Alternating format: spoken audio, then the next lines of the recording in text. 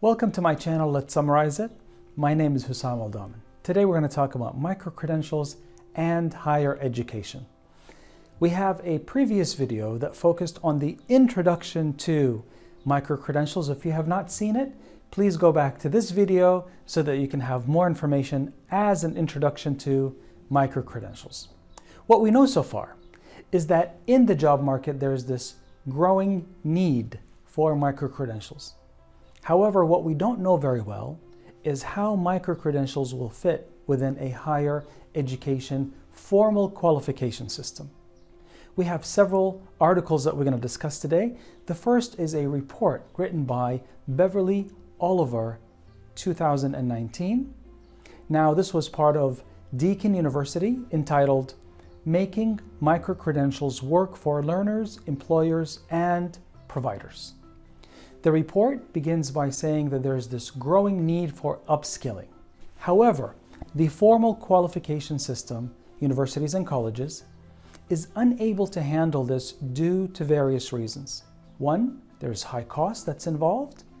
Number two, the time requirement for upskilling. So for anybody that wants to upskill, there's a cost element that needs to be taken into account, and how long it's going to take for them to finish a 3, 4, or 5 year formal degree. Now, microcredentials, also known as non-formal education, can contribute, according to the report. However, they cannot do this alone. What the report suggests is that formal qualification systems should evolve to recognize microcredentials, especially those that are credit-bearing. Now, the report goes on to describe what is a credit-bearing microcredential. It says it's that particular course that includes assessment which aligns with a formal qualification level. Now, once the learner achieves those intended learning outcomes, the microcredential could count towards a formal qualification. Now, in order for this to happen, she described in the report something called an interoperable system. An interoperable system is a synergistic system where microcredentials could feed into the qualification system and vice versa. So the two can work together. But for that to happen, we need the cooperation and the coordination of policymakers, providers of microcredentials, and employers. In the report, Beverly suggests 3 things that need to happen in order for this to take place at a large scale. Number 1, there needs to be a national credit framework for formal qualification. Now, this is where we're able to find out exactly how to align microcredentials, those that are credit-bearing, with formal bachelor's and master's level degrees. Now, in the paper, she provides examples of existing frameworks. Like, for example, in the UK, there's the Higher Education Credit Framework, which is already existing in the United Kingdom. Now, this one recognizes 10 hours of what's known as expected effort that is being equated with 1 credit hour within a formal qualification higher education system. Now, the providers of microcredentials in the UK are given full autonomy and their judgment is respected. The second thing that the report suggests that needs to happen is the creation of a catalyst to recognize prior learning, especially for mature learners. Now, the report goes on to say that this is very difficult at times. It's not an easy task because it's very subjective to assess prior learning of adults. What have they learned in the past 20 years, and how could that contribute towards a formal qualification? However, such efforts are already taking place in the United States and in Sweden, so it's not outside the realm of reality for this to take place. The third thing is an implementation of something called a lifelong learning account, just like a banking account, okay? So this is where we can have a national digital repository where people can actually bank their credits in this particular system, and they can actually accumulate those credits over their lifetime, and they can use them towards any degree that they want to apply to. The second article that was part of today's discussion is called an Integrative Literature Review of the Implementation of Microcredentials in Higher Education, Implications for Practice in Australia. Now, in this particular paper, this is an academic paper, it begins by saying that Australia is now looking to start a one-stop shop for microcredentials to help students to find educational needs. The government wants to start a national platform that hosts 54 providers of microcredentials who provide 344 short online courses. Now, how it works now in Australia prior to the implementation of this platform is the following. There are 4 things, according to this paper, that are being done in Australia in the current model. Number 1, there are postgraduate short courses and programs right now in Australia that take into account something called recognition of prior learning, RPL. Secondly, at a postgraduate level, there are courses that are built up by undertaking a number of short courses for academic credit and stacking those credits to attain a recognized award, like a graduate certificate. So those 2 are the postgraduate level. At the undergraduate level, they say that you can also stack short accredited courses, and you can use them to replace one of the courses, not the entire degree at the undergraduate level. And fourth and finally, at the undergraduate level, you can use your microcredentials to enhance a particular course, not to replace it, but to enhance it and to provide more effort for the student to understand the content. Another article is called Bright Lines Between Traditional Degrees and Microcredentials. This was published in Inside Higher Ed in 2018. Now, in this article, it raises the issue of the value of microcredentials, especially for employers.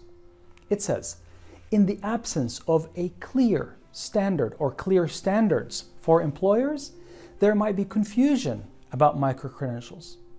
There needs to be transparency that is given by the providers to the learners and to the employers so that they can actually assess the future value of those credentials. Another article that we're going to talk about today is called Could Microcredentials Compete with Traditional Degrees? Now, this was published in BBC Work Life in 2020. Now, it begins by asking the following question, or provides a statement and then asks a question. It says, the skills gap means companies are increasingly considering candidates from non-traditional paths. Now the question comes, could targeted, bite-sized chunks of education help you get a job? Now, the paper, the article, relies heavily on a report published by Sean Gallagher entitled Educational Credentials Come of Age. Okay? Now, in this report, it says university degrees are still highly valued and are in demand by employers. So there's no question university degrees still have relevance. Okay? However, it also goes on to say that many organizations are becoming more open to hiring employees on skill basis. However, there's a caveat here. It says that those employees that become, or prior to that were candidates when they were applying, it's important to note that they initially did have a university degree, but they supplemented it with micro-credentials. So they're saying micro-credentials are gaining traction. However, they're not being looked at as the sole qualification, however, as a supportive qualification to an existing university degree. The next article is called Alternative Credentials on the Rise, also published inside higher ed. This is also in 2020. Now, here it says that the pandemic disrupted all aspects of our lives. As a result, alternative pathways for upskilling have become very urgent, and that there is a noticeable demand for microcredentials as a result of this pandemic. It provides two outlooks here. The first is by Moody's, and it says that an interview with representatives from Moody's said that there's a growing need for microcredentials in the market because they are going to be part of how people will be learning in the future. The article also focused on a study conducted by Strata Education Network Center for Consumer Insights. What they did is they spoke to many people and provided them with a survey and asked them the following. They said, if you had a choice to study in the next 6 months, what type of education would you obtain? As you can see, 37% opted for skills training. 25% went for non-degree credentials. Now, these could be micro-credentials that are not formal education, that are non-credit bearing. And the remainder, of course, is for the formal qualifications such as diplomas, bachelor's degrees, and master's degrees. Now, what we can take from this is that there's an appetite for non-traditional pathways to learning that needs to be recognized and, of course, incorporated into the formal system.